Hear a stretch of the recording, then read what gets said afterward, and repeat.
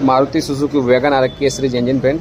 Customer complain है गाड़ी petrol पे चलती नहीं है, तो पेट्रोल पे नहीं चलती है फ्रेंड। तो हमने पीछे वाला कपड़ा निकाला, वोल्टेज चेक किया पेट्रोल टंकी वाला, तो वहाँ पे वोल्टेज नहीं मिल रहा है। तो यहाँ पे रिले और फ्यूज सब कुछ चेक किया, वो भी सही है फ्रेंड्स।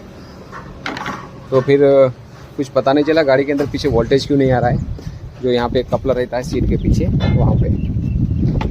तो पूरा वायरिंग चेक किया फ्रेंड्स। तो आफ्टर मार्केट CNG है गाड़ी, तो इसकी वजह से यहाँ पे एक एक्स्ट्रा रिले फिट किया हुआ है किसी ने पहले।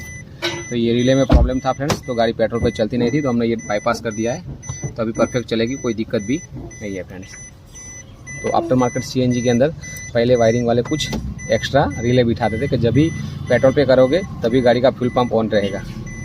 तो ये रिले ख़राब हो जाता है कुछ समय के बाद, तो आगे फ्यूज़ रिले सब कुछ सही रहेगा और पेट्रोल फ्यूल पंप रहता है वहाँ पे सॉकेट पे वोल्टेज नहीं मिलेगा तो गाड़ी स्टार्ट नहीं होगी। तो अभी ये बाईपास कर दिया है परफेक्ट।